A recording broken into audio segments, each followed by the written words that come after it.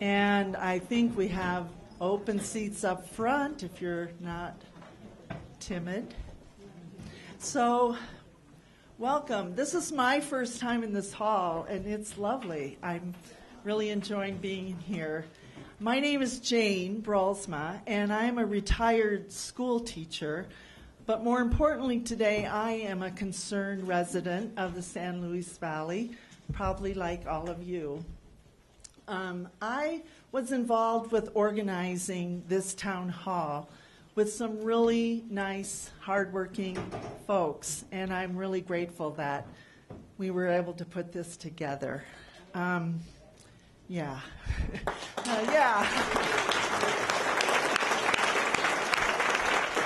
So another person I'd like to acknowledge is Don Richmond. I met him, and now I don't see him. Everyone tells me he's such a nice guy, and I have found that out by working with him. He's been really helpful to our group, and he's made a difference bringing this society hall to Alamosa. So thank you, Don. And then also, if you haven't found your way to concessions, they're open through the whole event. You're welcome to go over and purchase a drink or snack. And if you haven't found the restrooms for your use, the men is on that side, the women is over there. So, well, first and foremost, I think what brings us together today is our connection to the San Luis Valley. And so, out of my own curiosity, I was wondering what counties are here, like where do you live? So if you would bear with me, I'm just going to name some, and if you would raise your hand if it's your county. You don't have to go wild cheering for your county. Just go ahead and raise your hand. So who here is from the county we're in, Alamosa? Put your hand up. Wow, that's a good group. Thank you. And then is there anyone here from Rio Grande County? Yay, look at this. Good. And then we have Conejos. Yes, look at that. Thank you for coming. And then Mineral. I know that's a ways. Wow, all right. Thank you. And then how about Castillo? I know they already made a big deal about it, these Fort Garland people. We did. And then my own county, Sawash County. Yes. I don't know, Alamosa. I think we might have told you. So, okay, my other question is, are there any county commissioners that are present? Could you put your hand up? Or I know Liza is one. Yeah. Oh, wow. Yeah. Very nice. And then Cleve is here. Senator Simpson is joining us today. And we couldn't get Senator Hickenlooper, but we had to settle for Patrick Ortiz.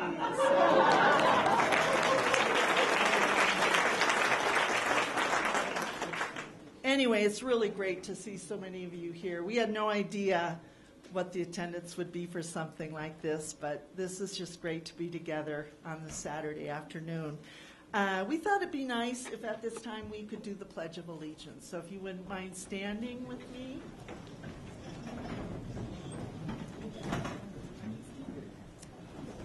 Ready? I pledge allegiance to the flag of the United States of America and to the republic for which it stands, one nation, under God, indivisible, with liberty and justice for all.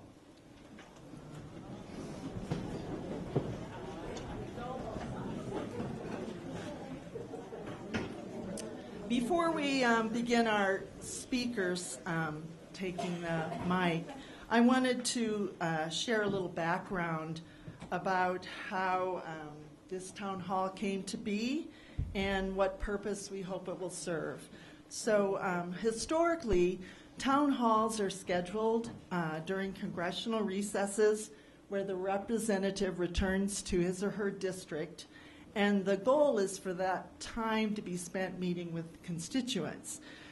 Well, for the past month, several of us have called and emailed the offices of Jeff Hurd, our representative, asking him, would you please come have a town hall in the Valley? And we didn't get a response for that request. So a group of us thought, let's do a town hall anyway. So then we got planning, and then we invited him to come today. And if he couldn't come, we said, could you send a staff person who would report back to you, listen to our concerns and stories? And that didn't happen either. So what kind of puzzles me about all this is that if your ideas are popular and you really believe that you're working for the American people that you represent, why wouldn't you want to meet with your constituents? Why would you avoid them? So I have to say it's disappointing because we did really want to meet with him. But for this reason, we have an empty chair that is reminding us that we elected him and we wanted him to listen and be engaged and act on our behalf. So we really did hope that he would be here today to hear stories. So, you might share what you heard today with him in an email too.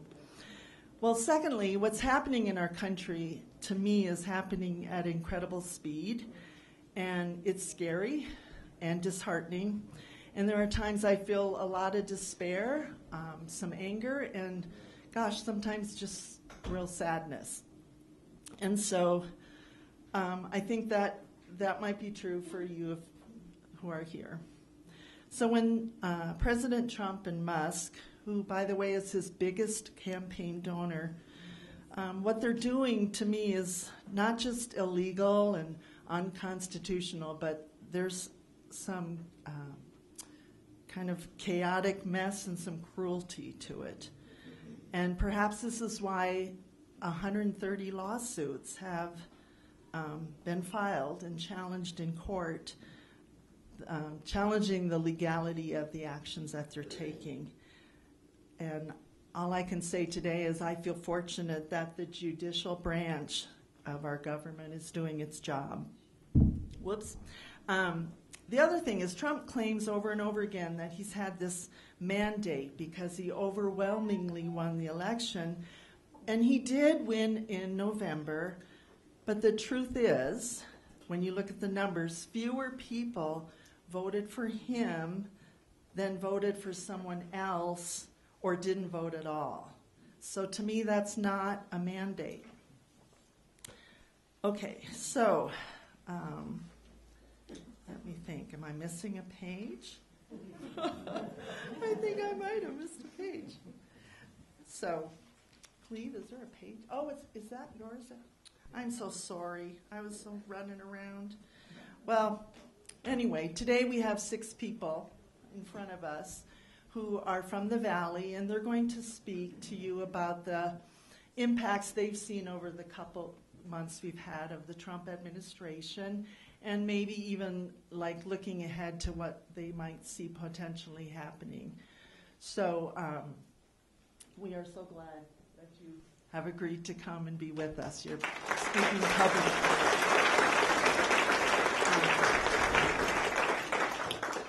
So let me introduce Paula Medina.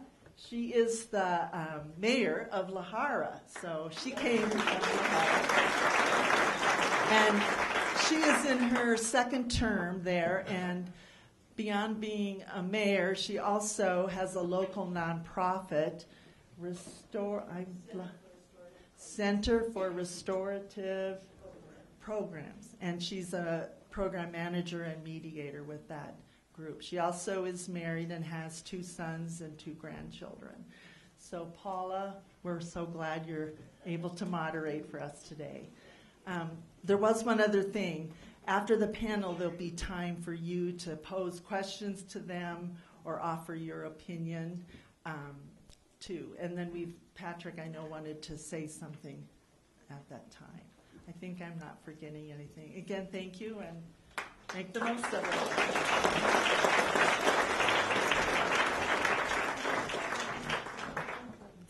It's my pleasure to be here today to moderate this panel discussion, and just thank you for asking. Thank you, distinguished panel. Our first presenter is going to be Kyler J. Brown. He farms and ranches north of Monte Vista. He, along with his wife, kids, and in-laws, grows potatoes, cures barley, and raises cattle. Kyler serves on the Rio Grande Headwaters Land Trust Board and the Monte Vista Potato Growers Board. He is the chapter president of the SLV Rocky Mountain Farmers Union and serves on the Rio Grande Headwaters Land Trust Board.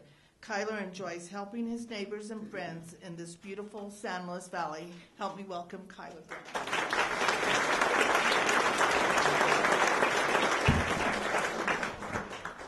Welcome, everybody. Nice to see you, Cleve and Patrick and everyone. So I live just north of Monte Vista on 285, and we have a fairly classic San Luis Valley farm in terms of that we grow russet potatoes and coors barley. I married into the place, so I brought cattle along because that's all I want to do is play cowboy. And we had 7 calves this morning, so we're rocking and rolling. So we're a pretty small farm in our locale. Everyone else is quite a bit larger, and we just grow some russet potatoes. But as the administration started to unfold with the new president and the new administration, I think the biggest word that comes to me is uncertainty. And so in agriculture, we already have a lot of uncertainty. As of right now, commodity prices are pretty low. Potato prices are pretty low. The only thing that's kind of really hot right now is cattle. And so in terms of just how you kind of financially manage essentially a small business that just happens to be an agricultural one, is trying to make plans. So a great example for me was that we've had the same fertilizer guys for, 25, 30 years now. And they called me up right after the inauguration in late January, 1st of February, and said, we'd like to come see you and hang out with you at your kitchen table and have a conversation. And they had yet to do that in the last 10 years that I've been on the farm, so I was like, well, this is nice. This is good customer service. I was pretty excited. And they did. They had a new person, and they wanted to bring him around and everything else, and so we sat there. But pretty much that was the main conversation. Was the lovely T word was tariffs. And so most of the potash was coming through Canada right now, and there's some coming through Brazil. But because of a plant in Wyoming being at its tail end and going down, most of it's being imported. So they were like, we're just trying to get 25% payment up front so we can try to get you a decent price before we're scared that it might go double or triple or whatever. And so I was like, I'm really glad that you guys came to me and were forward thinking. And then, of course, we started to unfold of just on and off and this kind of what becomes an interesting world of the global complexity of how my small little farm here in the San Luis Valley and how it connects to this really weird global food chain. And so another example of that is that if we are currently, our shed, I'm part of a co-op of 8 or 10 farms that all co-op our potatoes together, and then they get shipped across mostly the southern United States. But we're actually shipping quite a few to Mexico right now. And we ship about 8 semi-loads of potatoes to Mexico a week. And so all of a sudden with the latest round of tariff negotiations, this has now probably been a week and a half ago. It's hard to kind of keep up. I think that's the theme of the thing, uncertainty, and it's hard to know what the news is. I haven't checked my phone in the last hour, right? Those loads, which has been one of our few bright spots in terms of a market, in terms of price point, was those Mexico loads. And so those tariffs were all of a sudden going to pretty much bring that to a standstill. The marketer who we run our potatoes through said we're no longer going to send potatoes to Mexico anymore because putting a 25% tariff on them is not worth it. in that same breath, then they got paused, and then maybe there was some exclusions cut. But it also could have been a benefit to us, which was really starting to get confusing, because at the same time, potatoes could be stopped coming in from Canada. And Canada grows a huge amount of potatoes. So it could actually help the price of potatoes, which is not doing well. So I was really scratching my head to try to understand, is this a good thing or is this a bad thing? And I think that's what continues to have me scratching. I've heard that right now the EU is maybe imposing some retaliatory tariffs on beef, and mostly boxed beef going into EU. Like I said, one of the few bright spots in the farming market is cattle prices and beef. And if we decide to, and not that it's a decision, but if the current U.S. economy were to move into a recession, that would dramatically change that. Even with record low supplies of cattle, it would still change the demand. And if we change the export demand, that'll have an effect as well. So I guess where I'm going with this is I don't know whether this is economically good or economically bad. I don't know if the supply chain of parts for John Deere that are somehow central to Canada, Wisconsin, Mexico, and China, I don't understand how that whole global system happens and how I get that part to me. All I know is post-COVID, we've already had a phenomenal disturbance to our global supply chains. And so further disturbance is going to cost either time or money, and probably both. And so for me as a producer, it's mostly just more uncertainty. And it's really just making it hard to plan. You layer that on that we have our own water issues, our own climate issues here where we live. It just feels like a very stressful time. And so for me personally, and thinking about the stresses of our own operation and how to plan and how to make those adjustments, it then feels very selfish because I have a lot of friends who work in the federal government. I lived in Del Norte for the last 10 years, and so almost the whole town of Del Norte is half Govies, I tease.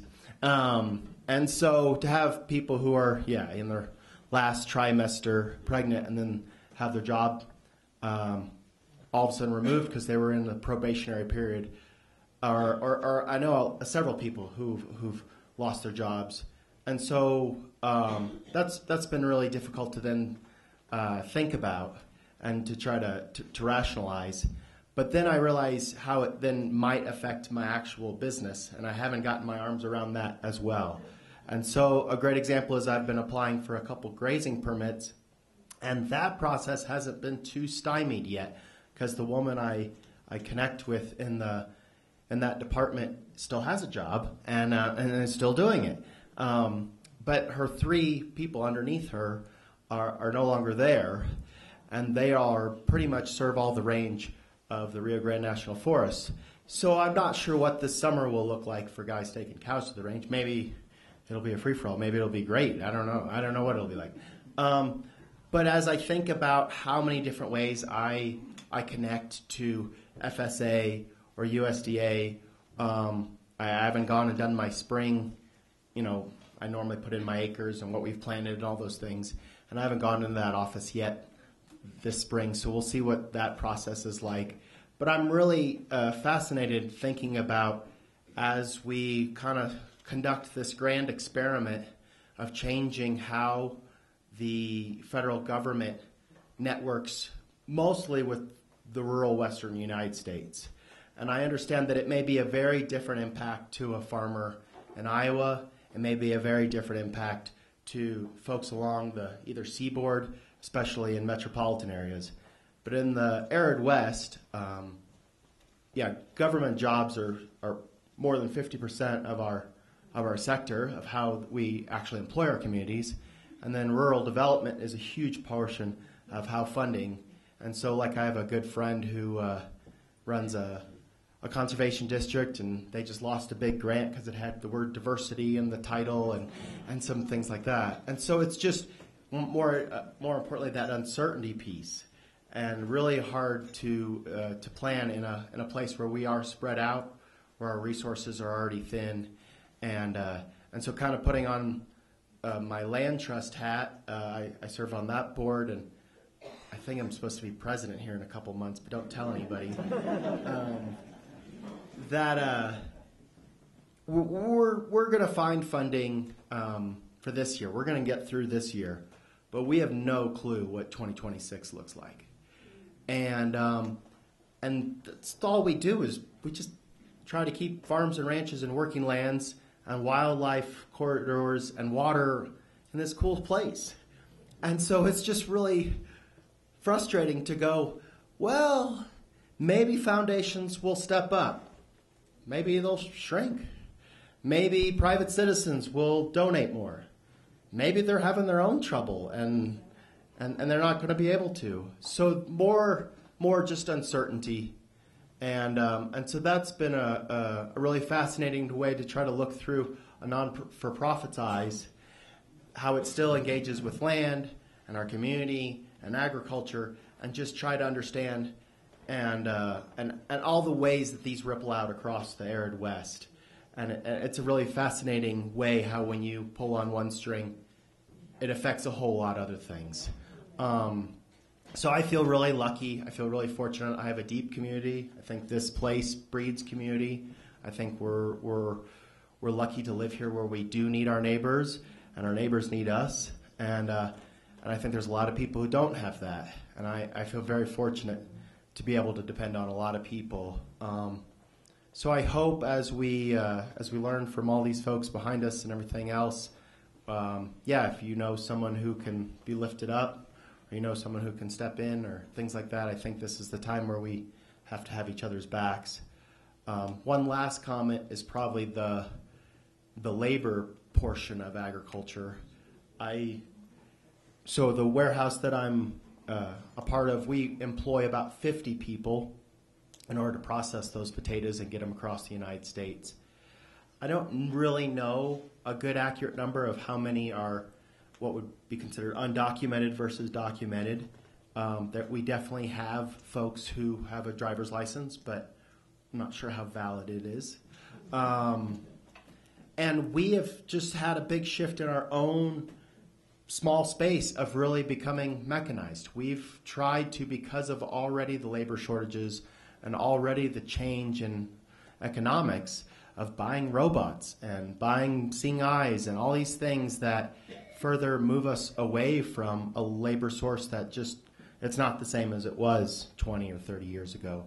Things have drastically changed, and COVID really cemented that more. And so as I try to get an inkling from folks we hire on our farm personally, as well as within that community of folks who work for minimum wage, who do fairly unfun, dirty jobs that are manual labor, that there's a lot of fear. And a lot of fear breeds a lot of people not wanting to come out of their home or their shadow to work even more. And so that's the main thing I get is it's going to be even harder to find folks to work. And it was already a pretty tough environment. So I feel for those folks, and I don't have any good answers. But I just know that if labor continues to be an issue, and we continue to probably strangle immigration, then we will in some way or another have it affect berry prices or whatever. Anything that needs to be handpicked will be affected somehow. So I'll just kind of leave on that note. But I just thank you guys all for being here. Appreciate you. Hey, what happened to the potatoes that are not shipped to Mexico? Where are they now? Well, that was actually an interesting discussion we had with we have a manager who runs the warehouse, and so our marketing folks, they're based out of Wisconsin, and they said, well, this may be a great opportunity because all the potatoes that were coming out of Canada above Idaho and Montana and Washington State are now not going to come.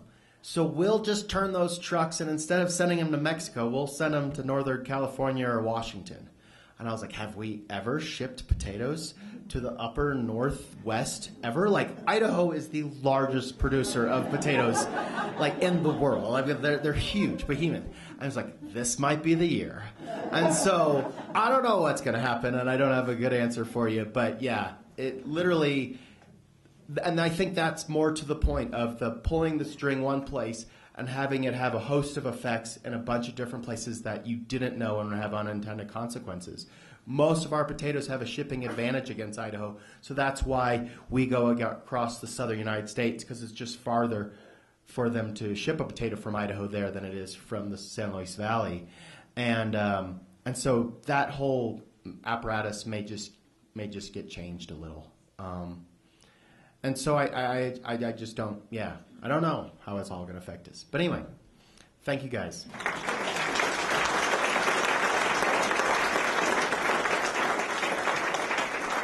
Thank you. And a quick reminder that we're going to have all our panelists speak, and then following that, you'll have a time to ask questions or express concerns. So if you have a question, jot it down so you don't forget, okay? All right. Our next speaker is Cathy O'Neill. Oh, Cathy O'Neill. Did you hear what I said about the question and answer? Okay, cool. All right. Cathy O'Neill was born and raised in a small town on the southern border of New Mexico, and while attending New Mexico State University in Las Cruces to earn her degree in soil science, she began an internship with the USDA Soil Conservation Service, what would be known as the National Natural Resources Conservation Service. A year later, in 2001, she began work as district conservationist here in Alamosa and worked in the San Luis Valley ever since. She also worked as an area program specialist and finally an area resource soil scientist, covering approximately 20 field offices in the southeastern third of the state. Cathy is the past president of Colorado's chapter of the Soil and Water Conservation Service and has served the Hispanic Specials Emphasis Program Manager in both Oklahoma and Colorado, a program now defunct within USDA. After 31 years of service, she recently took the early retirement option offered by the current administration. Welcome, Cathy.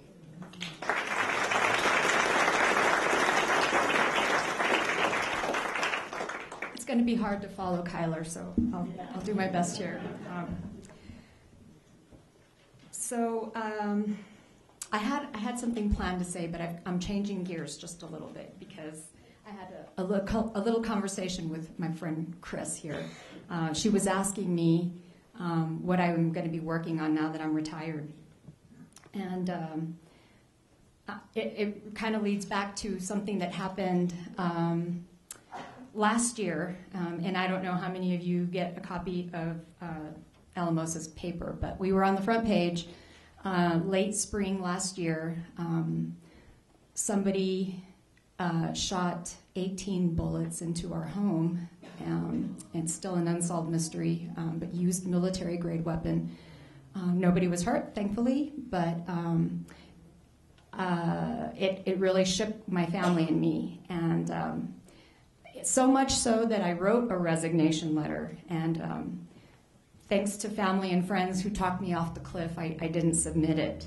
But I ended up just burning through all my leave because I needed therapy and I needed time with my family and some time to just heal because it was very traumatic for us.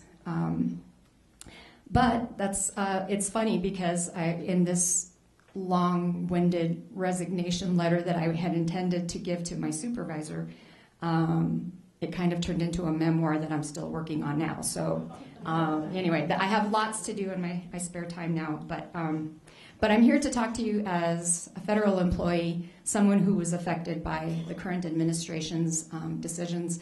Many of you already know that on January 20th, an executive order was signed into law that created DOGE, which is the Department of Government Efficiency.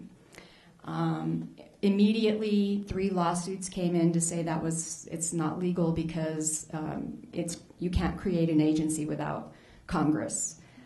So even a temporary agency. So I'm not sure where all that is right now. I haven't kept up with the status on all those the many 131 lawsuits that have been brought up. But I can tell you a little bit about what it was like as a federal employee when this all was happening.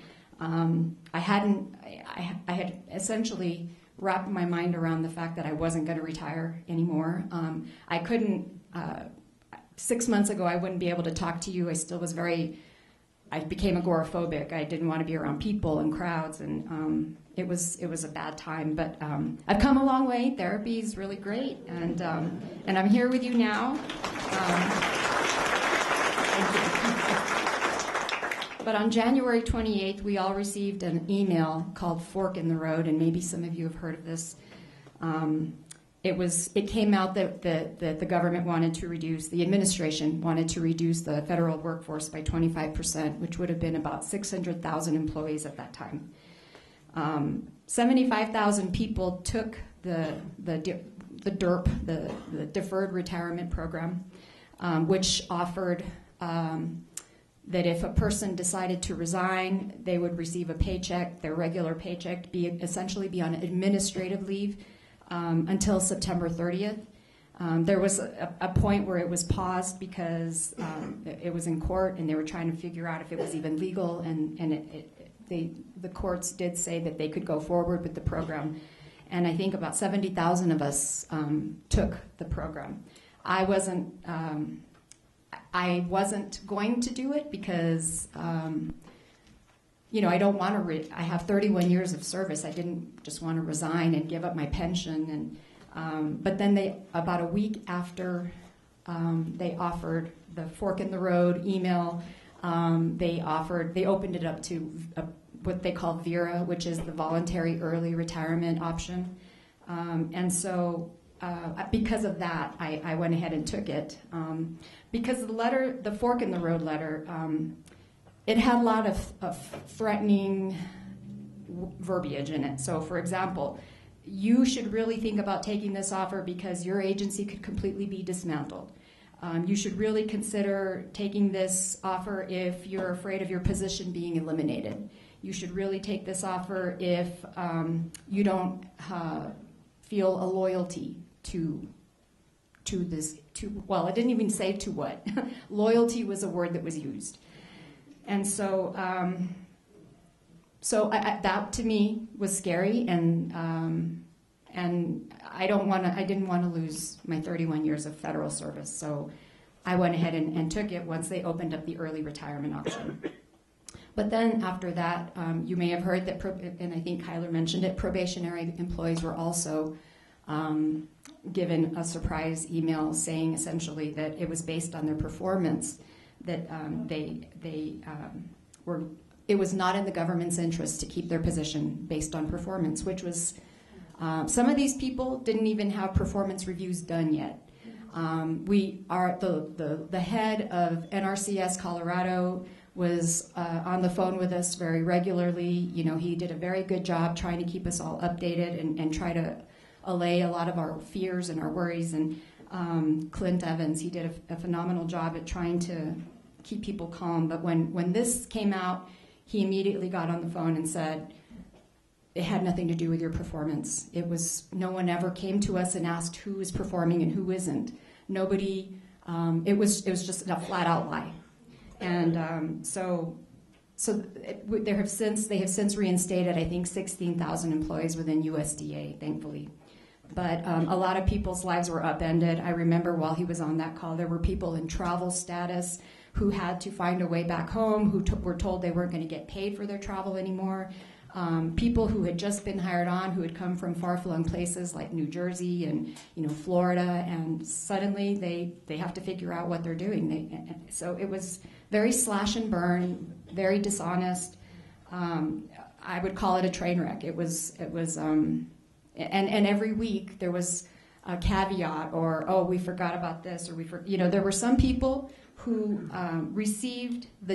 decided they would go ahead and take the deferred retirement, and then immediately received the letter that they were being terminated, and then received another email apologizing for the confusion. I mean, it was just it was chaos. And then after that, we started receiving notifications that we had to justify our positions to DOJ So we had to do 5 bullets. And the last I looked at my email before I shut it off forever, it said, by the way, you got to do this every week from now till when we tell you not to.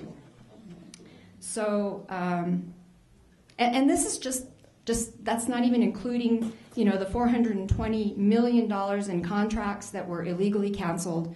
There's so many things, like they got rid of our special emphasis programs. The Civil Rights Committee has been dismantled. They're deleting government records that are monitoring historical achievements of black people, brown people, queer people, women. It's just been a real, I don't know. It's been a nightmare, and I mean, I heard someone calling it a comedy of errors, and it would be if it wasn't so devastating to so many people and their lives. So,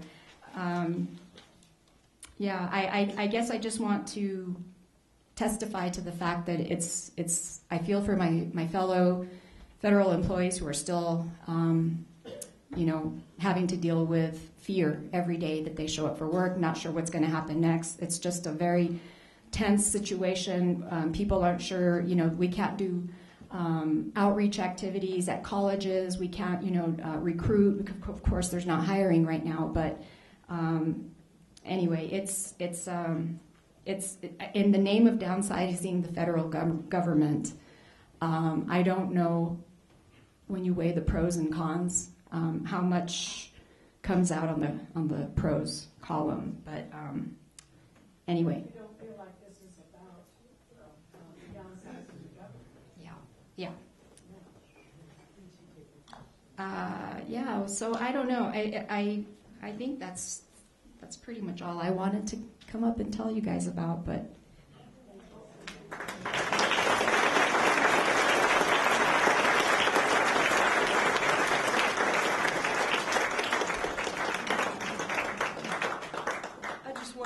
To come up and say a couple things. I'm Pamela Ramade from Crestone, Colorado, and Cathy came out last spring and summer to help us find solutions to some of our situations of the San Luis Valley trying to make soil out of sand. And she's a soil scientist, a fabulous federal resource. I thank you for your civil service and everyone else. And I also wanted to add that I have worked as an independent contractor for a consulting firm, 2 or 3 of them, who provide services called teaching, training, coaching, professional development for almost 30 years as an independent contractor. And very early on, these were canceled. So I also have lost 90% of my income, as many, many other cascading contractors who support the good people who have been civil servants over the years. So programs that were providing support for the new people hired in the past year on how to be successful in the workplace, all of that was canceled. Wasted money. And people, when you talked about how people were dismissed, I almost want to call it abusive. It was horrible. So please. Please. Thank you. We have invited these speakers to come, and their time matters. Can you wait with your questions and comments? Thank you. There will be time. Okay. Yeah. Just jot down your questions, okay? Our next speaker will be Dr. Kris Steinberg. She's been a family physician in Alamosa since 1986, providing services for adults, children, and pregnant women her entire career. She has had decades of exposure to the needs of the underserved and migrant communities in healthcare areas in our valley. She also has overseen some public health services. What an accomplishment to be named Alamosa's favorite female doctor numerous times.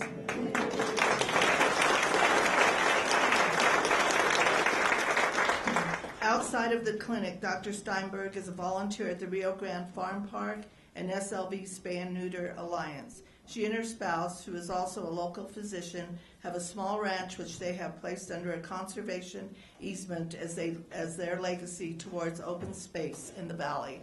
So I'd like to welcome Dr. Steinberg.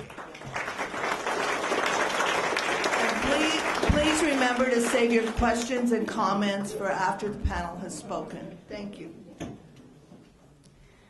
Well, thank you, everyone. Thank you, Indivisible, for the honor of speaking, and thank you, neighbors, for coming. I'm very impressed by your attendance. Makes me feel better.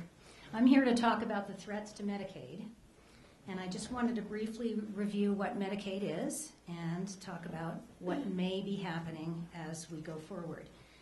Medicaid is a program that helps low-income people get health care services. It is a public health insurance program. The cost of Medicaid is shared between federal and state, paid through federal and state taxes. The state of Colorado receives the lowest federal matching rate at 50%. So we're at the floor presently. It is not luxury coverage. Medicaid pays hospitals and clinics less than the cost of providing the services. So everyone else helps cover those costs. It has an impact on all of us. Medicaid actually provides health care services to 25% of the population of Colorado, and that's 1.2 million people. In the San Luis Valley, that coverage changes by county, and Mineral County, for example, 26% of the population has Medicaid. Alamosa County, 51%. And Castilla County is our state high at 69%.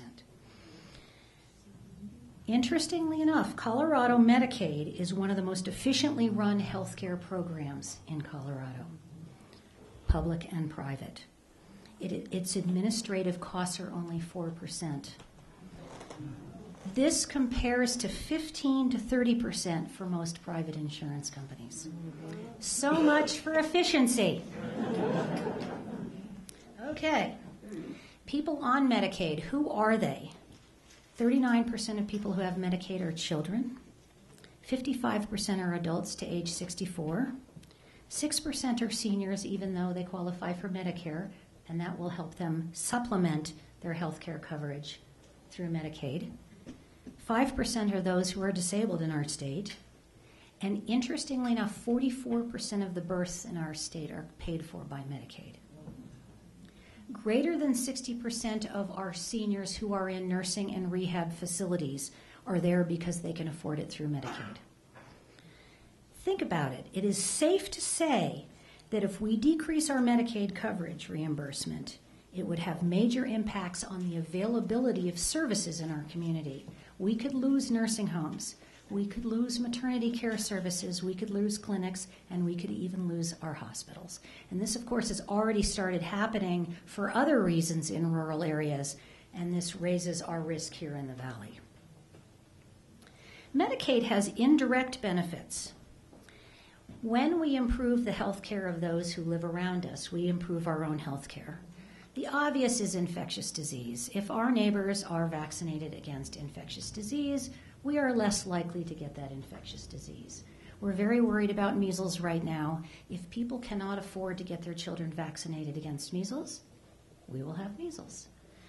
But think about it in the arena of mental health care, alcohol and drug rehabilitation. If our neighbors can access services through Medicaid for those problems, we will see less violence, we will see less homelessness, and we will see less unemployment. That impacts everybody. Medicaid is actually a financial stimulus in all the states. When you think about it, if people are not unemployed, or if people are healthy, they're more likely to be employed. But even more broadly, if there is less medical bankruptcy, medical debt, those people otherwise will be able to pay for their own homes, pay for education for their children. We know those things are medical stimulus. It touches everyone. And, of course, in the San Luis Valley, as well as in many other places, one of our biggest drivers of the economy is the service of providing health care. So we have a large number of jobs in our community that are in nursing, are in clinic care, are in laboratory services, are in nursing and rehabilitation services, and definitely in the hospital. And if Medicaid cannot help us provide those services, there will be an economic impact in our community that will touch everyone. Just wanted to briefly touch on the issue of, quote unquote, Medicaid is paying for illegal aliens to get health care. I do want to say, and appropriately so, the people who are undocumented who qualify for Medicaid services are children and pregnant women. Now, the pregnant women thing is easy. You're providing health care for that future citizen. Give me a break, all right? Children, would we not want to provide health care for all children? Trump and our Congress have proposed cuts to Medicaid. Some of the proposals include things like work requirements for those receiving the services, a change in the federal matching rate, noticing that we're already at the low end, setting caps per member on federal payments, or just directly decreasing payments to providers and hospitals. All of those things would have a significant impact on our economy. During his campaign, Trump stated that he would not touch Medicaid. Now cuts are on the table. Like all the other services we're going to talk about today, it's a moving target. Colorado could be cut by $8 billion. And this is challenging in the state of Colorado because of the Tabor Act. We can't just raise more taxes to make up the difference. That money would have to come from other services. Your roads, your schools, your social services, you name it. You steal from Peter to pay Paul. And, what's more important? Everybody has to, how do we decide? We don't get to decide whether we get roads or health care. Speaker Mike Johnson said, quote, Medicaid is hugely problematic due to waste, fraud, and abuse. And this is the best. We know it intuitively. Truly. I am so glad decisions are being made at the federal level based on intuition. How about mind reading, divining rods, or throwing dice?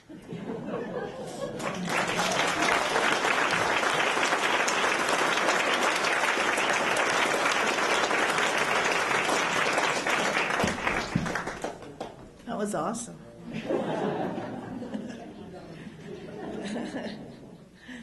Okay, I'd like to welcome our next panelist, Angelica Maya Trejo. She was born and raised in Mexico in 2007. She and her family immigrated to Alamosa, where they have lived for the past 18 years. Her parents are farm workers, and their hard work and sacrifice have greatly influenced Angelica's path. Angelica graduated from Adams State University in 2017 and has since dedicated herself to advocating for immigrant rights. She has been serving the community for the last 8 years at the San Luis Valley Immigrant Resource Center. In addition, she has served on several committees contributing to initiatives that support immigrant communities. As an immigrant herself, Angelica has a deep understanding of the challenges many face when navigating the complex immigration system.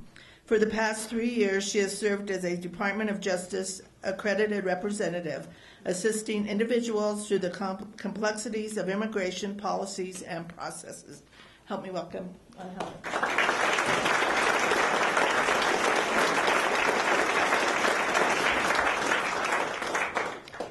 Thank you for the invitation. I'm sorry I'm a little nervous. This is the first time that I'm speaking in the public like this. And also my accent might get worse as I go. So I wrote everything that I wanted to say just so I don't start talking and going off tangent. So bear with me. Over the last months of this Trump administration, we have witnessed many rapid changes. We knew that immigration or immigrants will be one of the targeted groups. But what caught us off guard was how quickly these changes were being implemented. One significant policy change is that anyone with a criminal record, including misdemeanors like shoplifting, can now be arrested and detained by ICE.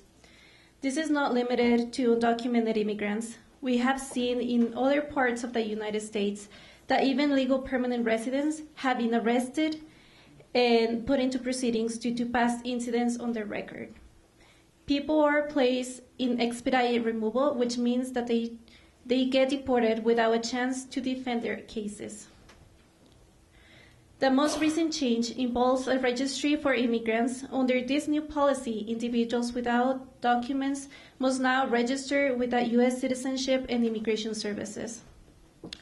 Failure to register could result in arrest and detention for up to 6 months, along with fines. People are also required to carry proof of registration. The problem here is that immigrants register with ICE if they register with ICE, they will have access to their information, making them vulnerable to arrest and deportations.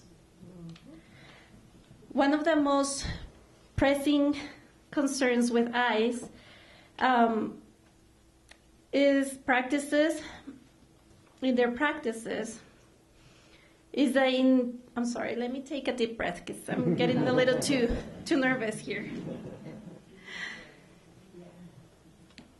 So one of the most pressing concerns with current ICE enforcement is the increased use of expedited removals, which denies individuals the opportunity to challenge their cases. Previously, those detained by ICE had the right to request a bond hearing, allowing them the chance to secure release while their cases was pending.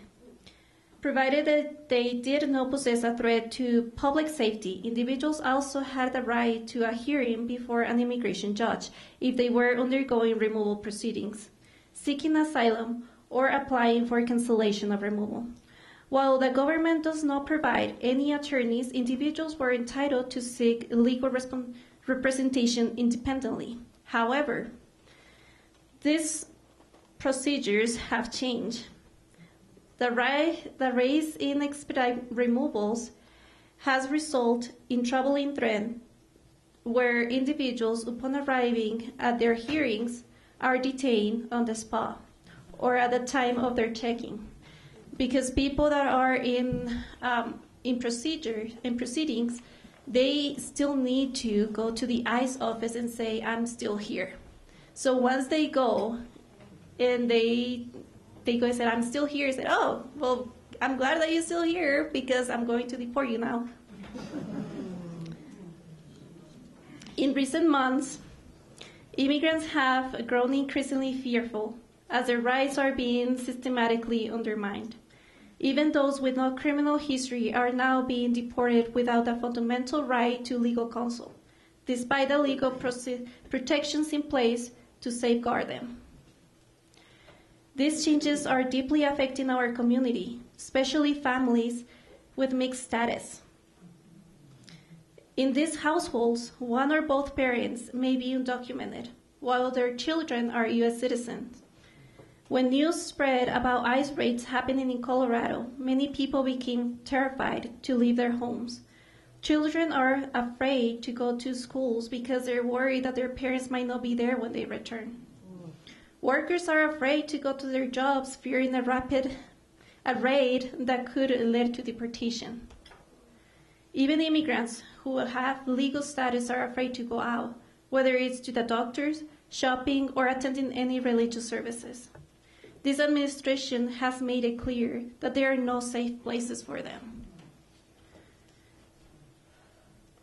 But we need to understand that this situation does not just affect immigrants. It is affecting all of us. Agriculture is one of the main industries in the San Luis Valley. And as we know, most of the workers in this industry are immigrants. Immigrants also make up a significant portion of the workforce in the service industry, including restaurants and hotels. With the recent policy changes, these industries are facing workers' shortage, which will impact businesses and the local economy. Contrary to popular belief, undocumented workers pay taxes, but they are not eligible for benefits, so their contributions are often overlooked. Undocumented immigrants are not eligible for any government assistance, such as SNAP, Medicaid, Medicare, housing, or monetary assistance. And if any family are receiving those benefits, it's because of their U.S. children. Those benefits are just for the children. As a community, we are also feeling that strain, that stress that immigrant families and children are under is taking a toll on their mental and behavioral health, which ultimately the overall dynamics of our community, families and communities. Additionally, there is growing tension and division within the community as debates arise over whether immigrants should be treated with dignity or whether they should all be deported. This has led to misunderstandings and polarization. Immigration is a complex and controversial topic. However, we must think about the human impact.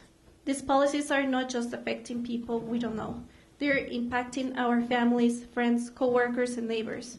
By pushing people into the shadows, we are telling them they're not worthy of living in our community with dignity and respect. Thank you.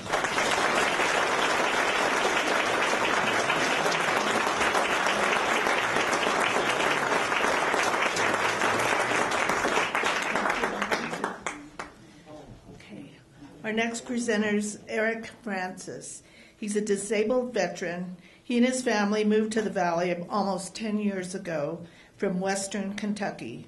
While in the Army, Eric rose to become a senior officer specialist and tactical operator self-defense instructor in the Military Police Corps. 12 years after joining the Army, he was injured in the line of duty and medically retired. He later worked for the Department of Justice. During that time, Eric was elected vice president and then president of the American Federation of Government Employees, Local 2324. AFGE is the largest federal employee union in the United States, representing over 750,000 government employees. Due to his military service and DOJ employment, his status as a disabled veteran, he is here today to offer his perspective on recent developments affecting disabled vets like himself. Let's welcome Eric.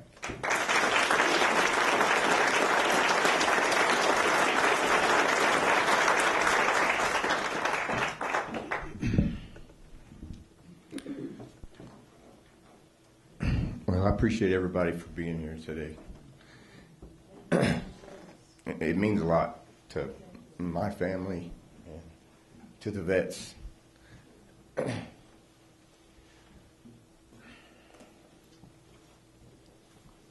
Bear with me a little here.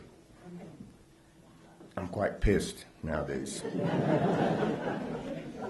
These aren't tears of fear. My wife and I, we brought our two young kids here. They were 2 and 4, 10 years ago. Because quite frankly, in the South where we're from, now I'm sure there's people here that live there or from there. So you could tell even back in, say, 2014 or so that things were really, it was just a different feel. Even at my own family reunions, I got refused service in my own hometown by a Vietnam vet because I had grown my hair out after my injuries. So it was a very good wake-up call for me on what the minorities and the women in this country deal with. And let me just say with that point,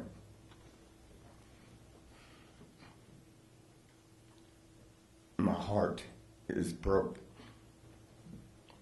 I'm sick of what's happening to the women in this country. Yes, we have all this policy stuff that's going on right now, but the women and the brothers and sisters of color in this country are under attack, period. You can't sugarcoat it. It's happening right in front of all of us. Let's take the blinders off and actually see what's going on, okay? Let me clarify a few things on what you actually read. It was a little mixed up. I joined the Army, the U.S. Army, when I was 17 years old on the delayed entry program. Gave up athletic scholarships to go serve. I was in the Military Police Corps, where I served with DESCOM, which is Depot Systems Command. And I carried a top secret PRP clearance because we were part of the security force that guarded the largest nuclear arsenal in the United States, which is at that time was Sierra Army Depot up in the Sierra Mountains, California. And I also did an overseas tour in Korea, did some classified missions along the North Korean border and so forth. And it's not about me, though. This isn't about who I am, though. I'm trying to explain a little bit about all the vets. I did my 4 years. I got out, and that's when I hired in with the Department of Justice. 12 years into my career there, I was severely injured in the line of duty and almost killed with a traumatic brain injury. But thanks to my wife and some good doctors, I made it through. And with the injuries with the DOJ and me being a disabled vet as well, we're getting a very unique perspective on what's going on. And I'm not here to say poor us. I'm prepared to lose everything I got and stand on the front line with these protests that are coming. When I raised my hand in 1988 to protect and serve this country from foreign and domestic enemies. And I feel like I've been called back into service, quite frankly. I came here 10 years ago to not ever speak to anybody publicly again. You know, I did a lot of it when I was the union vice president and president. But it's not the time to sit back and not do anything. I'm greatly worried about what's going on in the country. I still have contacts within the DOJ, several branches within the DOJ. My retirement comes directly from OPM that you hear about on TV, Office of Personnel Management. I'm locked out of my retirement. I can't even access my own retirement. Okay? The VA benefits are being cut daily. Okay? They've already made 83,000 VAs, employees have been cut. And if anybody knows anything about the VA, it has a hard time functioning now. Okay? What they're trying to completely shut the VA down. Just like with the Department of Education, with all these other departments. That's what they're after right here. They also canceled $2 billion in VA contracts. You know, people hear contracts and they think fixing the sidewalks and stuff. These are doctors and our nurses. I've already lost my doctor. I was notified last month. And my upcoming doctor's appointments have been canceled. So with the VA, you don't just reschedule. You're looking at 8 months probably before you are able to, and that was before to get in. So if I had something terminal at this point, I would literally be hung out to dry with no medical care. Okay? The PACT Act. I don't know how many in here are aware of the PACT Act, but the PACT Act was fought for years. And Joe Biden finally got it through for us, for the vets who had been inhaling burn pits and so forth over the years in these combat zones and so forth. This is a very real thing and very real sickness. These aren't guys and women that are just not really sick. They're just trying to drop these. We worked hard, very hard for years to get this PACT Act through. It's gone. Matter of fact, when you call the VA hotline now, it doesn't even mention it. It used to be one of the first things they mentioned was the PACT Act. All the suicide prevention lines are gone. Gone. Completely gone. And from what I'm hearing, of course, it's hard to put numbers together, really, with it. It's so chaotic right now with everything that's going on. On a normal day, 22 vets a day on average kill themselves, commit suicide. The numbers I'm hearing is it's possibly tripled or quadrupled in the last 60 days. My wife and I have actually seen videos of vets on TikTok begging for help through TikTok, trying to get somebody to respond for help.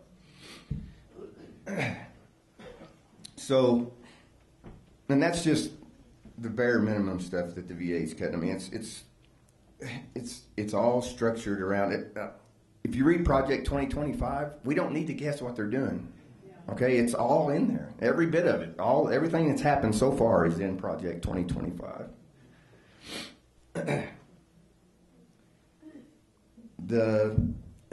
Like I spoke earlier, the women's rights, the minority rights, the LGBTQ community are all under attack. And quite frankly, if you're a registered Democrat, you're under attack. Okay? And I'm not here to be hyperbolic or spread fear, because I refuse to be scared. I refuse. But for sure, my family is directly affected for the simple fact we wake up every day not knowing. I don't know. We don't know. It could all be cut any day. You know how it is with stroke of a pen. So we're going to fight. My wife and I and our kids. We were at Standing Rock in 16 for the vet stand. We got gassed and hit with pellets at the state capitol for the George Floyd protest. So we're not new. I'm not new to pushing back. And I take my union duties that I had over the years very, very seriously. And there's another aspect that we haven't even touched on. If anybody thinks the unions are going to be able to do anything right now, you're wrong. We have no enforcement power in this country at this particular moment. Yes, I'm very glad that we're winning a lot of the judiciary decisions, almost all of them. We're getting ready to come to a precipice point here real soon, because with the contempt charges that are coming with all the illegal activities that they're doing, who's going to arrest? Who's going to enforce the judiciary rules, the rulings? Right. Well, I'm scared. I'm scared what's going to happen.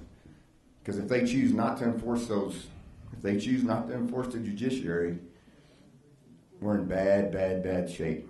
Okay? And that's what it is. Did anybody see the crowd that showed up in Denver last night? That is what this country is going to have to do.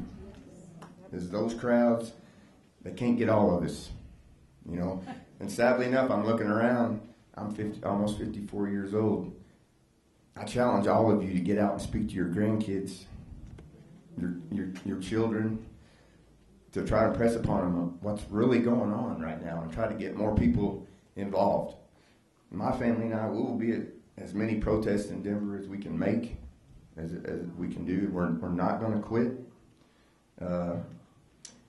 And I guess just to close is, I just want us all to try to do our best to come together and just forget all the silly stuff that really doesn't mean shit. Really, it doesn't. We're all Americans, and if you believe in democracy, let's join arms and let's go stand on the front line and maybe take an ass whipping if we have to. But I'm willing to go do it. Okay? Thank you guys.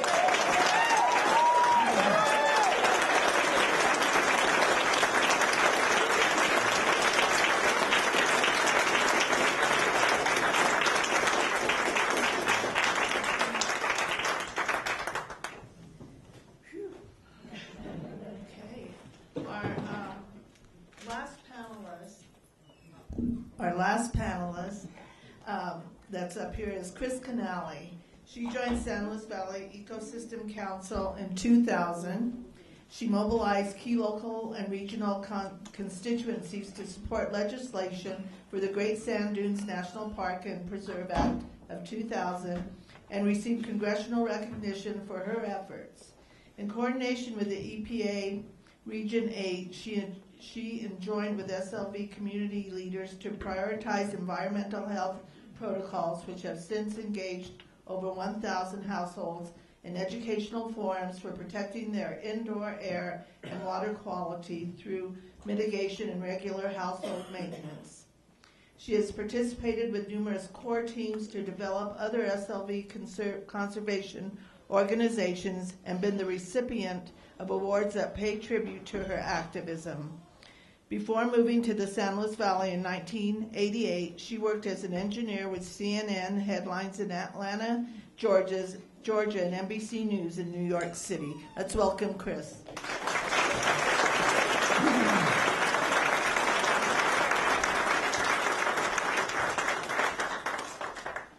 Yeah, and Paula's been doing mediation for a long time in this valley.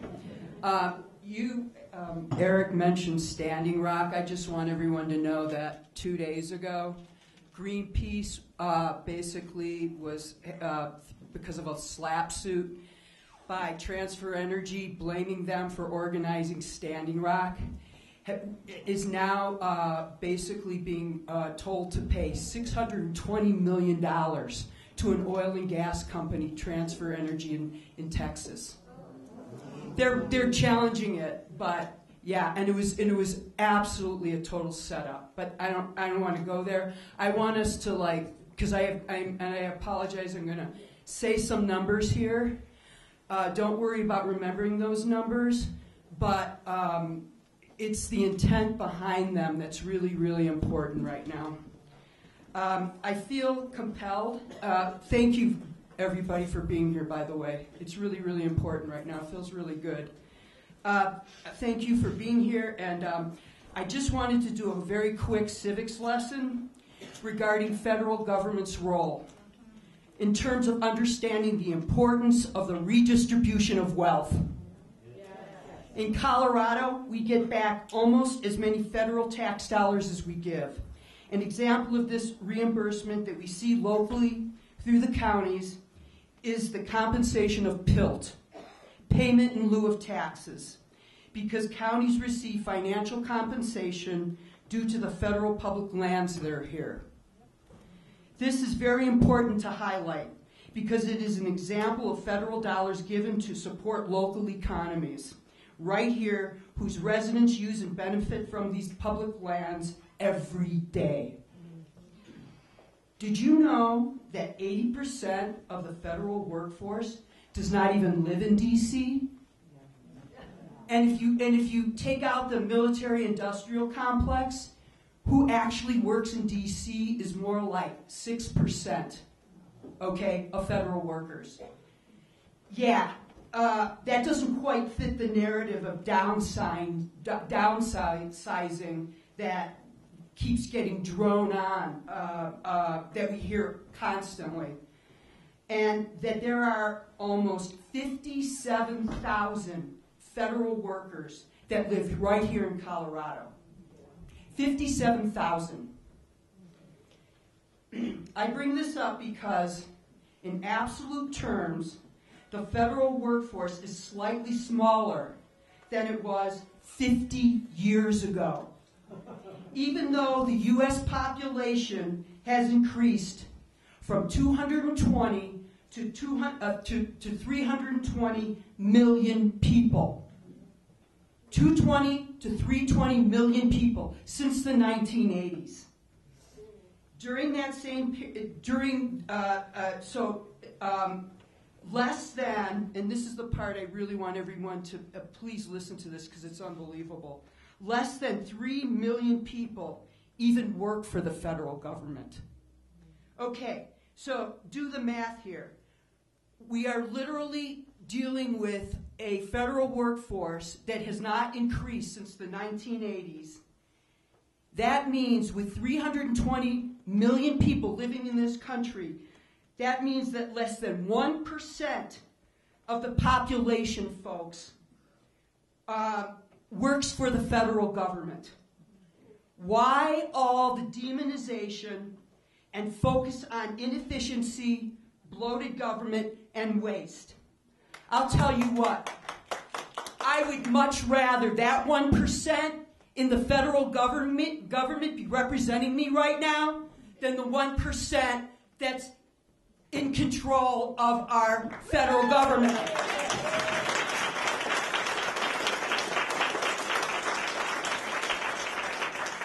So to bring this back locally to our public land managers, the San Luis Valley U.S. Fish and Wildlife Service wildlife refuges have lost 30% of their workforce over the last 15 years.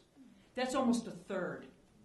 Great Sand Dunes National Park, who was recently told they couldn't hire their seasonal temporary employees for the summer visitation, though they are currently working to reverse that decision. The Dunes brings in $41.3 million to the local gateway communities here annually. The Dunes is an important economic driver and anchor in the San Luis Valley. The Sangre de Cristo National Heritage Area, which was passed by an act of Congress in 2009 and just received reauthorization in 2023, is also managed by the National Park Service. And it is now struggling with potential funding cuts. And we were asked just this last week to write a support letter to our congressional delegation. At least 17 Rio Grande Forest employees were fired recently. Within the Canales Peak Ranger District, we have 3 districts, Canales Peak is one of them. In the Canales Peak Ranger District alone, 5 employees were let go, which happens to be 40% of their entire workforce. So why is this happening? What is really the larger picture here? In short, the current administration wants 1, access to public land resources, 2, they want to reduce regulations and oversight, and 3, ultimately, they want to privatize the resource. There are so many executive and secretarial orders that have rolled out of the current administration to open up and acquire public land resources that it's futile to list here. It's safe to say that there's probably close to 30 directed specifically at public lands, likely more. As an example, Interior Secretary Burgum issued secretarial orders unleashing American energy that will gut regulatory protections of America's beloved and ecologically valuable and connected natural landscapes, many located here in Colorado, to be replaced with fossil fuel and other mineral extractive leasing. The Bureau of Land Management recently issued their quarterly oil and gas leasing nominations for Colorado, and they're offering up to 51,000 acres, almost 80 square miles, in northern and western Colorado. The facts are that oil production in the U.S. is currently higher than it's ever been. And oil and gas corporations are already reaping record profits.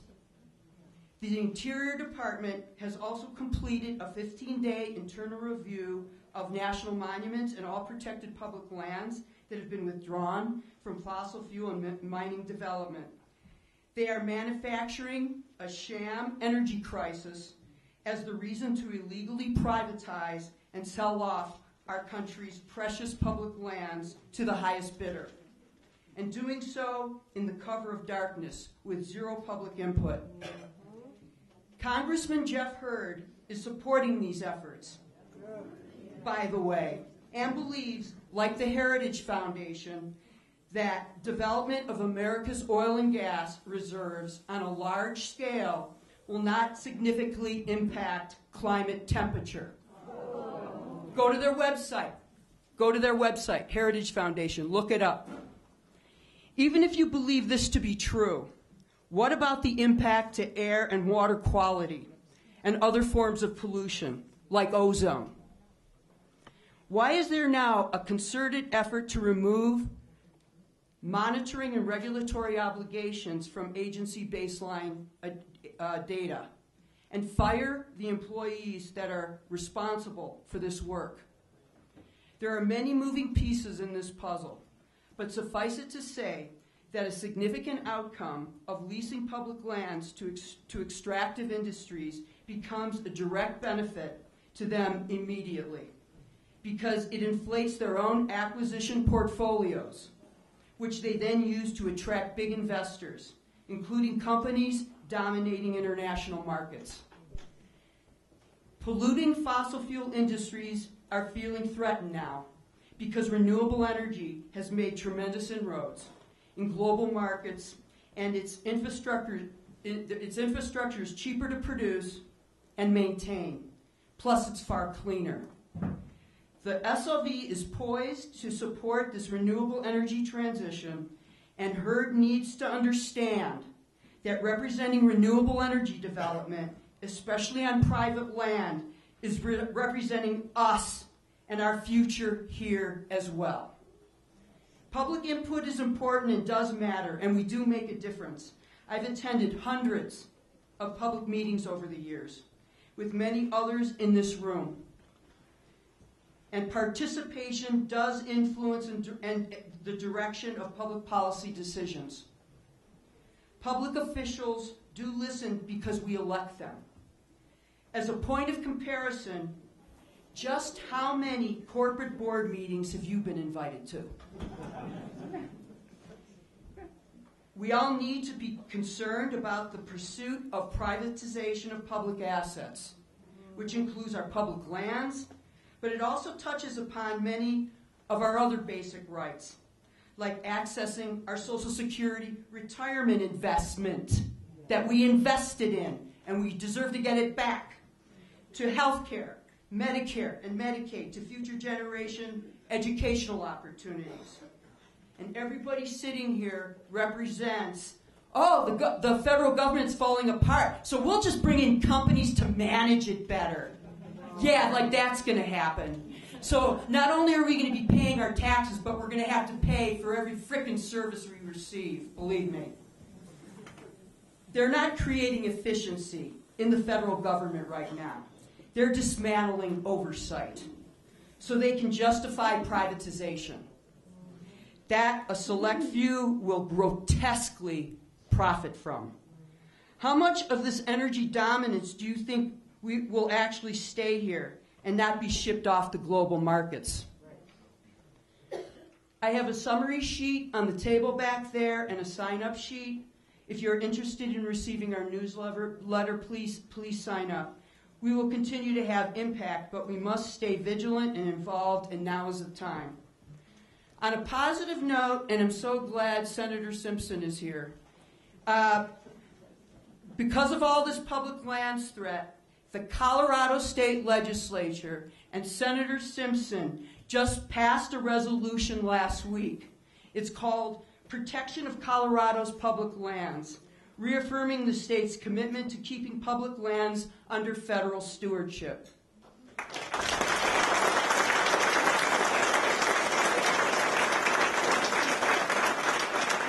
You can read more detail in the summary sheet that's back there. Thank you. We cannot let our guard down, but together we will get through this attempted public asset grab. Future generations and the rest of the country needs our commitment right now. Thank you.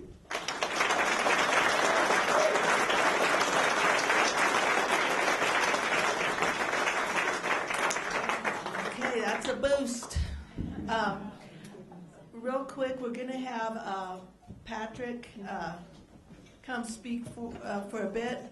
And then we were hoping to get someone from the education field, but spring break ran this week and we weren't able to get anybody. So if there's someone after Patrick Ortiz speaks that wants to speak on education, just let me know. Okay, after Patrick Ortiz.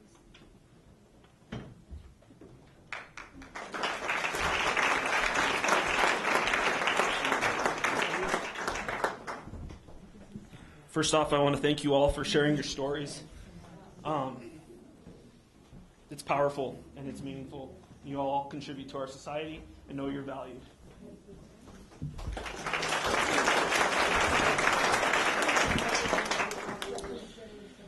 Thank you all for being here. I'm Patrick Ortiz. San Luis Valley Regional Representative for Senator Hickenlooper. I oversee the San Luis Valley, Chaffee, and Park regions. In my role, I serve as a bridge between stakeholders and our office, keeping you informed about legislation, funding opportunities, and policy changes. Please feel free to reach out to me anytime for support. Thank you for the opportunity to share the Senator's recent work today. First off, as we heard just now, we're facing something we've never seen before. Senator Hickenlooper has watched President Trump propose deep cuts to Medicaid to fund tax breaks for the ultra-wealthy. This administration is firing key staff with no plan, leaving our public lands, veterans, and weather services in the lurch. The Senator shares the anger and frustration many of you are feeling. We hosted a virtual town hall last week. Over 8,000 Coloradans attended. Folks submitted over 2,000 questions. Senator Hickenlooper is committed to using every tool at his disposal to challenge the Trump administration's illegal actions that are hurting Colorado, like freezing federal funding and dismantling federal departments and agencies. He's doing that by blocking votes on the Senate floor, putting pressure on his Republican colleagues, and supporting legal challenges. Last week, Senator Hickenlooper voted against the Republican bill to fund the federal government. The bill, called a continuing resolution, wipes out congressional oversight, allowing the executive branch and not Congress to cut and redirect federal funding however they want. Senator Hickenlooper and Senator Bennett recently held a virtual town hall for federal employees who have been fired under the Trump administration. The senator also highlighted Amelia Huffman's story at the joint address to Congress. She is a veteran and former Forest Service employee from Colorado who was recently fired by the Trump administration. Our office created a federal employee resources section on our website for any fired federal employee who needs help. With the new administration, things are changing fast, but we're here to keep communication flowing. Senator Hickenlooper continues to push for real change and is always here to support you. Don't hesitate to reach out to our office anytime. And thank you all for your time today.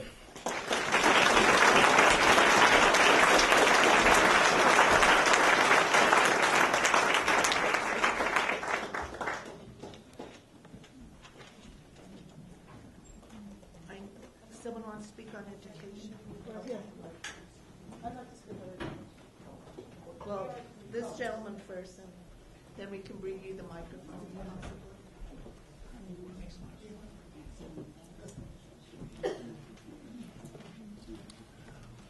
Wow.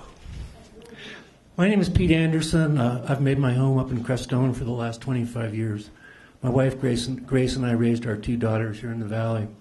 For 20 years, I taught writing in several different situations, a community college that served working people taking night classes to improve their lives, a Quaker seminary that honored a tradition of nonviolence and peacemaking, and finally at Adams State, where I spent 10 years teaching composition and creative writing.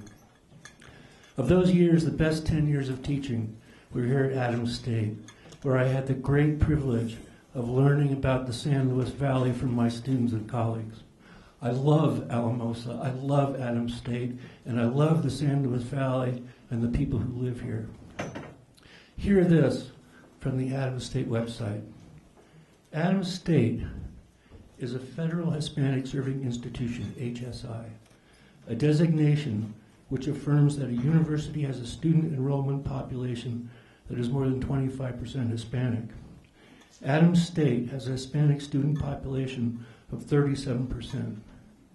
Beyond the distinction of federal designation, Adams faculty and staff know that to be an HSI is a call to serve, celebrate, and support the advancement of the diverse students who identify as Latino, Latina, Chicano, Chicana, Mexican American, and Hispanic. We honor the resilience and determination of the students who've enrolled at Adams State. Our students expect high quality education and the opportunity to express and build on the richness of the cultural heritage they bring to Adams. That's the statement. I'm deeply concerned about the way the current administration is attacking universities who hold these kinds of values. Grants like the Title V grants to HSI institutions like Adams State are in jeopardy, as is the academic freedom to teach and learn about minority traditions and cultures. Current developments in the news, including threatening letters sent out to universities throughout the country who support diversity initiatives and or cultural heritage programs and classes, are troubling, to say the least. Freedom to teach is freedom of speech.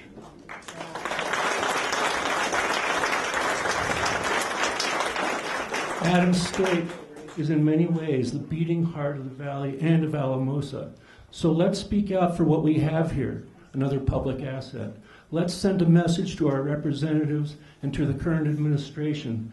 We believe in the mission of our university, and we won't back down. Thank you.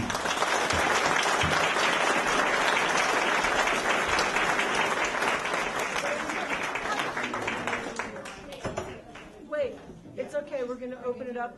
Okay? Do you want to speak a little bit first? And then following, yeah.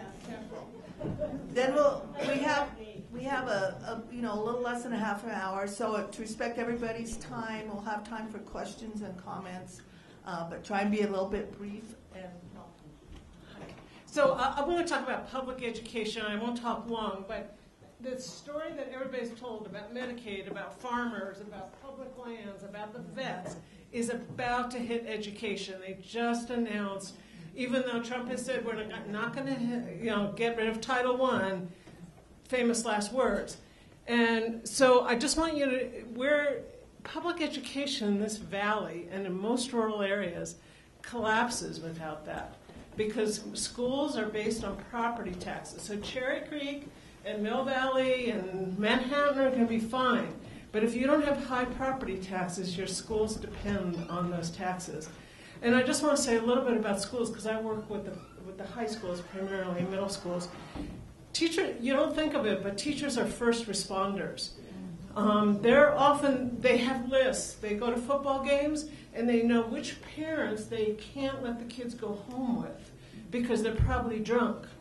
And the teachers drive them home. And the school that was going to spend some money on a new copier decided to buy a washing machine and a dryer so they could and they come in early to do the kids' wash. And they know which kids are living in unstable environments and how many, at what level, when they need to intervene. And they do all this stuff, and they have lists so that every kid has a Christmas present. And they run Thanksgiving dinners and Christmas dinners. And they do all this in addition to teaching an 8-hour day. So they're first responders. And then also think about what happens, particularly Head Starts, but public education. Think of all the people who are employed, what will happen to them if they can't send their kids to school. So think about what that's, to me, the theme that runs through this, there's a very similar thing. It's about crashing the economy. And when you do that, and when people are desperate, they stop thinking long term. They stop thinking about how can I help somebody else, because they're trying to figure out how to put food on the table. So I think I'm just excited that there's so many people that are here, and some of you may know about April 5th, which is the next big event people are shooting for. And if we each brought 5 or 10 people, I'm going to talk to some people about getting a bigger location. If we each brought 5 or 10 people, and if everybody, there's going to be big things in Denver, big things in Washington. This is our time everywhere. Salida. Salida. Go to Salida, but maybe here too. So this is our time to act. I think it's almost like a national strike that we have to create on April 5th. And it is making a difference. So I just thank all the people who put this together. I mean, amazing. I had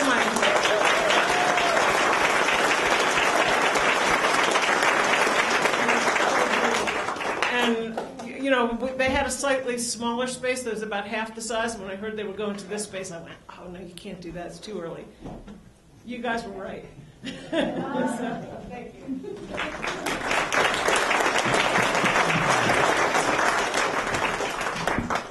Thank you. If you have a question or a comment, if you'd raise your hand, we have someone that will bring a microphone to you.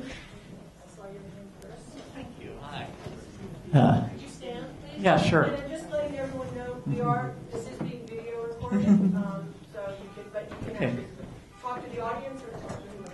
Yeah, my name is Keith Langley. I'm from Fort Garland. Moved there about a year and a half ago. My mother has been there for 30 years, Nicole Langley. She has been a grant writer in this valley, and she has brought millions of dollars of federal and state and philanthropic money in for everything from water projects to parks to curb cuts and reservoirs to historical landmarks. She's never lost a grant until this year. She had a grant for Sanford School to bring in a new track and field complex and to cover over a hazardous ditch that ran nearby it. Two really simple grants, GOCO and a water grant, should have been just routine, but suddenly no one has money. No federal grant, no federal sources, and also the state sources are drying up because they know they don't have the backup from the federal sources anymore. So an awful lot of things that we depended on, that we assumed were going to happen, are suddenly gone. We have farmers who took loans out to do things like soil conservation, water conservation, energy efficiency, for which they were going to get a 50% rebate, that they knew they were going to get the 50% rebate, and their banker knew that too, so the banker was happy to give them a loan based on that. Rebate isn't coming. The loan is due. And that's happening all over the valley right now, all over the state, all over the country. So it's not just federal money, but if you were counting on anything from the state, that may also be gone. We have no assurance of anything anymore. And as someone said, because of Tabor, we can't just raise state taxes to make up for what we're not getting in federal money. We don't know where things are going. In that situation, if you need a grant written, my mom's 86 years old and she's good at it, and she needs a job. So talk to me later. All right, thank you. We have that lady. And remember, if you have questions for our panelists. I'm Mary Ellen Fleming. I have a question for the panel. One of the earlier speakers, I forget which one, said executive orders were being signed into law. I don't think that's correct. Congress makes laws, not the president. So if I'm wrong, somebody correct me. Thank you. That used to be the way it was, not anymore. Thank you. Okay, there's a lady. Hi, everyone. My name is Ina Anderson. Is that good? And I'm from Swatch County. I am a trustee for our local library district. But I'm going to speak from my heart on a personal level about what's happening or could happen to our libraries with the elimination, the executive order to eliminate the Institute for Museum and Library Studies. So I want everybody to know the potential impact that has on our Colorado State Library, which receives some of those federal funds and trickles down to all of our local libraries. The support system, the resources that are going away. So really the point is to just be aware of what's happening and to please show up and stand up for libraries and be a library supporter and help us make sure that our officials know how much we value our library system and our public, all of our public institutions that are being really dismantled. And the library, as we know, is a hub of the community and so important.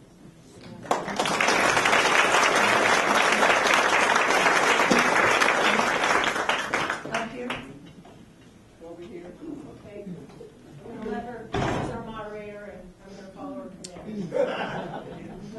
It's right here. You're going to. Ease my aching bones. My name is Rich Jewett. I live in Crestone, 25 years.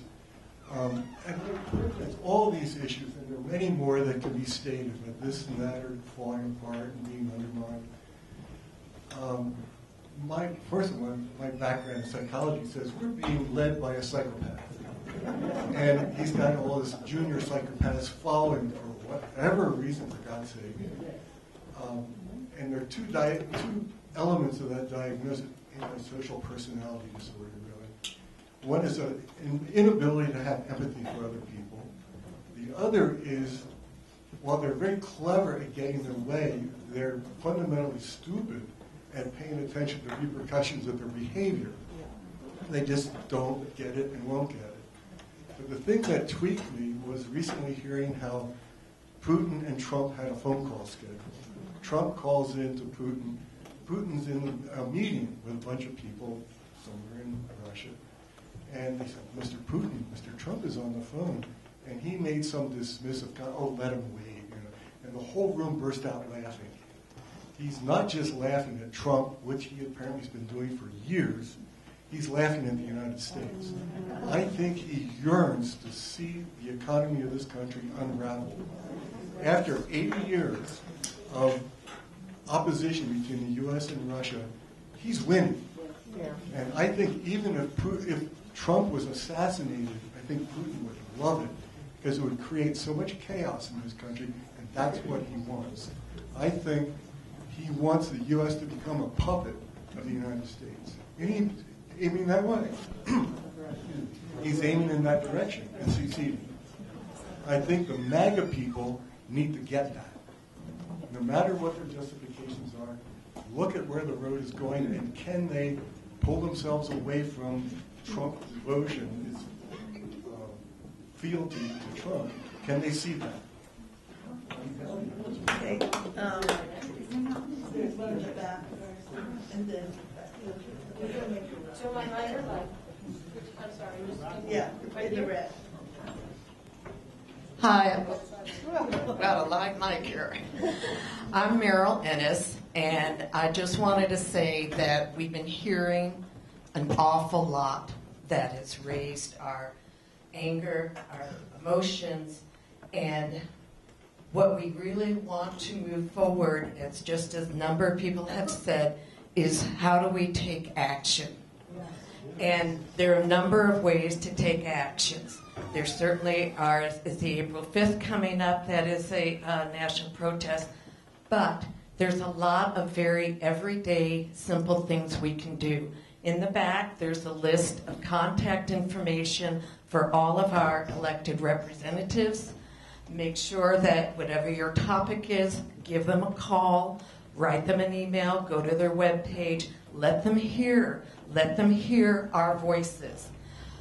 There are several groups that are available here in the Valley between the Democratic Party, between the Indivisible. There's sign-up sheets for that.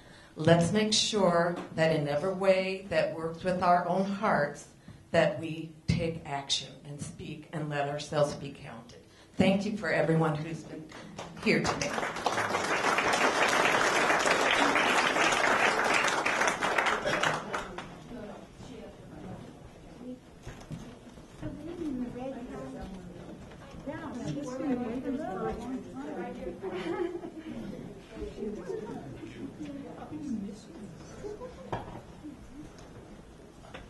I'd like to let everyone know that, I don't know if they knew this, but 30% of the federal workers are veterans.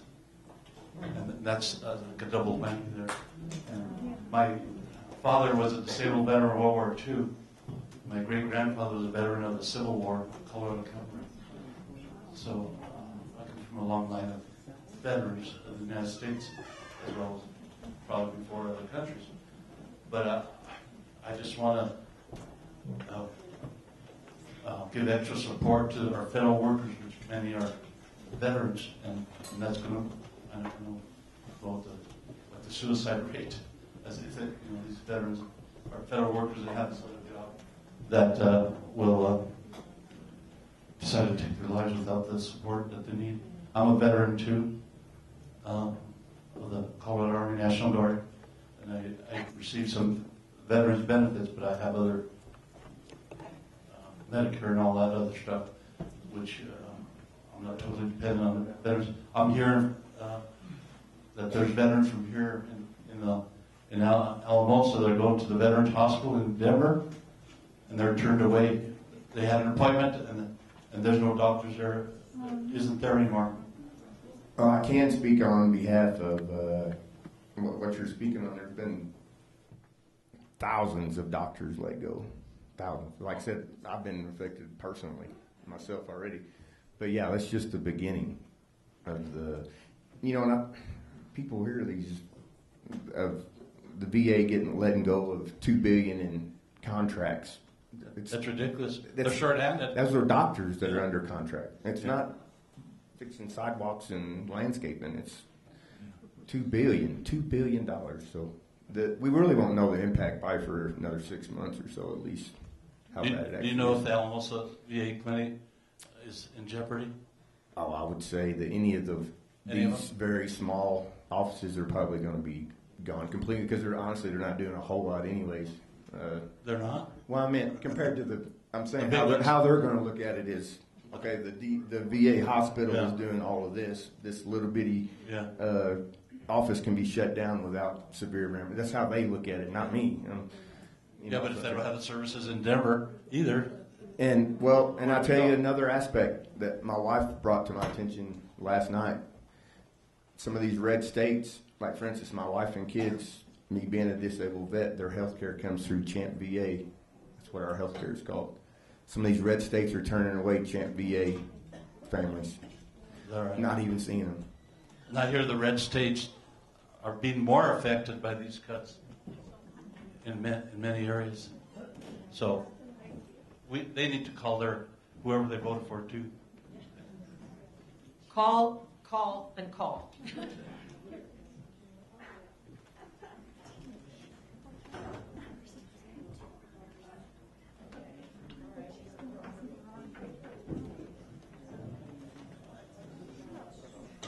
We want to hear your question. Okay. Hi, everybody. This sign keeps following me around. Sorry about that, but working it? Okay. Since the election, I've been paying attention to everything that's been going on since actually the day of the election, and I'm really outraged. I'm really enraged. So I put together a list of many of the things that have happened after this current election, and I would like to read it to you. I'll do it quickly. Okay. Okay. Okay, I call it resist. And I say resist Trump's war on the United States. And I also say democracy is worth saving. The Trump administration has acted illegally and unconstitutionally in ways that weaken our democratic institutions, slow down our economy, roll back protections for public health and the environment, and put health care and Social Security benefits at risk for millions of Americans. We know this. We've talked to all these wonderful people and heard their stories. But there's a little bit more I'd like to add. I'm trying to keep it with some of the more important things that have not yet been mentioned. And here's a list of federal and international agencies on life support, targeted for direct attack and already dissolved through infiltration by Musk's DOGE. I don't even want to say the word. Under Trump's directive. Okay, here's the list. the U.S. Agency for International Development, USAID, we all heard about that, Consumer Financial Protection Bureau, the Department of Defense, I can't see over that thing, Federal Aviation Administration, Federal Emergency Management Agency, Federal Labor Relations Authority, National Labor Relations Board, National Oceanic and Atmospheric Administration, NOAA, that lets us know when we're facing terrible. The Internal Revenue Service, Treasury Department, the Department of Education, because they seem to think that ignorance is bliss. Social Security, logging, drilling, the exploitation of public lands, including national forests, national parks, national monuments, the Endangered Species Act. All these are being affected as we speak, or already diminished. Can I ask you a question? Do you have copies of this? Could we, I'm going to encourage people to maybe we can share some copies of this because it's long and we might want to get a few more comments. Okay, it is long, but just to let you know, it's so long. Let me just rant for a little bit here. Just like Do we want to? I'm going to have one more. That lady in the back. Okay, one more, and then we can talk amongst ourselves. Please, come on. Please, can you be quiet? We still have one more person to speak. Thanks. Hello. Thank you very much. Thank you all for our panelists. You were fabulous. Thank you so much.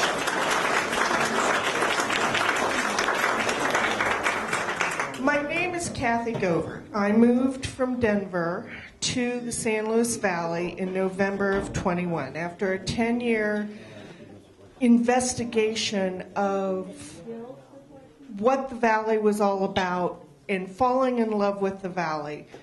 I'm a much better doer than a beer. And I don't know how much I'm stepping into, but with this last 2 months has felt like 20 years to me.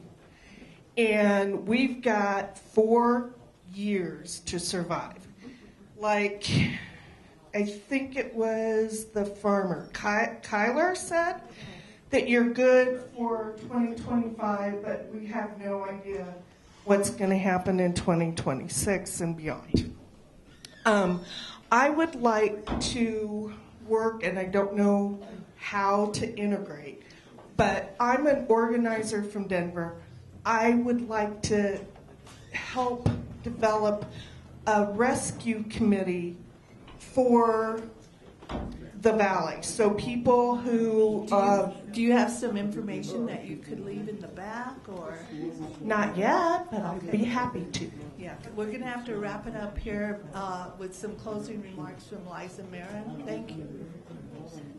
Sure. My name is Bob Rice.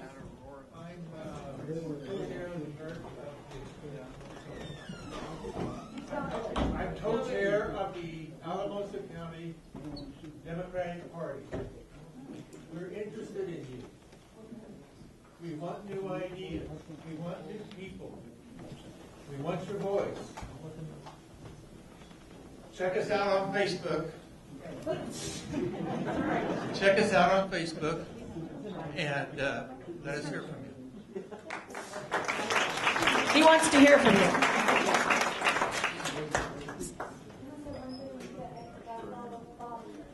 If you're interested in receiving information from the Alamosa County Democratic Party, what is the contact you? Please sign. There's a sign-up sheet back on the back table. I think it's still there. Please give us your email, phone number, give us a way to contact you. We want you. We love you. Please come join us.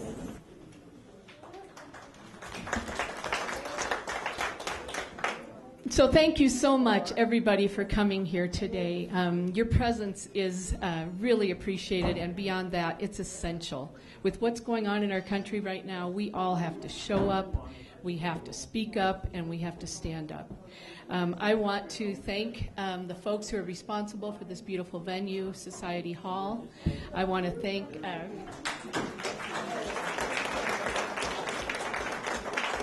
I want to give our deepest thanks to our moderator, Paula Medina, and all her beautiful work with restorative justice. I used to be on that board when it was the Victim Offenders Reconciliation Program, so I think that's how long ago that was. Cathy O'Neill, thank you for your bravery and standing up here and sharing your story. And I do believe your memoir is going to be amazing because I've already read one of your books that she is already an accomplished author, so I wish you the best in that. Kris Steinberg, I will say she delivered my 36-year-old son.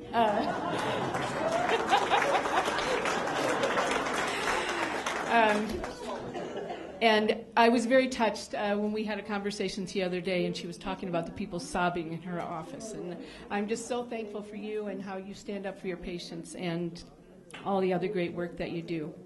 And Angelica, thank you also for your bravery, not only for the work that you do, but also for standing up in front of everybody here with your second language, which many of us only have mastered one, so thank you. Thank you so much for the very important work you're doing with immigrants. It is so important. Chris Canaly, you are a powerhouse, and I'm so thankful that you are on our side and fighting for our public lands. Saguache County is 70% public lands, and it is a sacred place for all of us that live there, that hunt there, that fish there. If this country goes down, we can get our wood, we can get our food. Those public lands are really important. Thank you.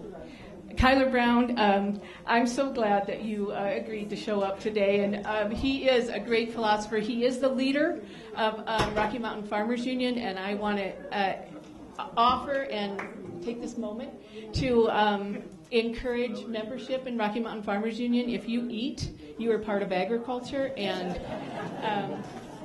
we have a great active chapter here, and one of the things that we do is fight for policy that's good for rural America and fight for policy that's good for agriculture. So please get involved. And I only just met Eric, but I am so thankful that you are here and for your courage, and thank you for your service. Thank you for your words.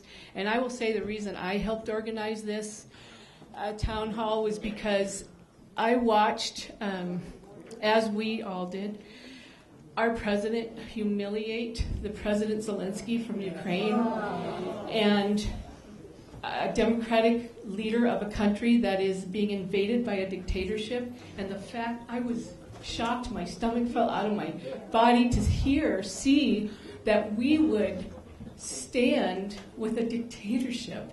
My grandfather fought in World War II, my uncle in World War I, my uncle in World War II, my father in the Korean War, and they would be turning over in their graves if they saw that we are turning our backs on NATO and embracing dictatorships. And so, thank you.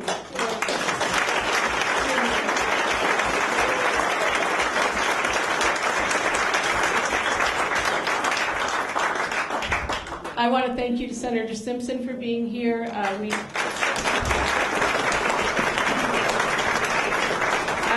am a Democrat who votes for that Republican man because he is a Democrat. I'm so thankful for Patrick Ortiz, and he spent many years leading San Luis Valley Great Outdoors with others, and I'm sure that was a lot easier than what he's doing now. Different kind of hard. Yeah. And we have Commissioner McCracken here. Thank you. And I don't know if we have any other elected officials here, but we don't all agree. We don't all stand the same on all the issues, but that is the beauty of this constitutional republic. We all have the right to voice our opinions at the top of our lungs for something that somebody else would disagree at the top of their lungs. That was Michael Douglas from our president. If you ever saw that movie. That is one of my favorite speeches of all time. So together we have the power. I will say that people who got to listen to Bernie Sanders and AOC said that his real message was about community, and something that he did, I wasn't there, but something he did was say, turn to your neighbor, introduce yourself. We have to build community. We have to stand strong together. We do have power. We can take care of our neighbors, and we've heard stories, human stories of how this administration is affecting our neighbors, and we can stand with them. We can stand shoulder to shoulder with the marginalized members of our community. We can donate to an organization that we think is doing good work. We can volunteer. We can organize. We can join Farmers Union. We can, I think that's all the things I had. Silence is not an option. Waiting is not an option. This is our moment to fight for each other, for the Constitution, and for the very soul of our country and our democracy. Courage to all of you. Our country needs us. And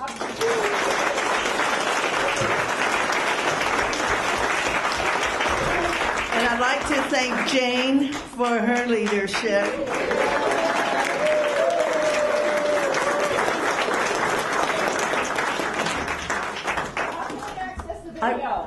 That's what I'm going to address, that was in that last page of my things. No, Peter Taylor has recorded it today, and if you're on Facebook or you go to Blue Sky and you put in Indivisible, I think it's Baca Grande Indivisible, you will see a link. And I just hope it spreads like wildfire and you share it with your friends. Okay, thank you so much.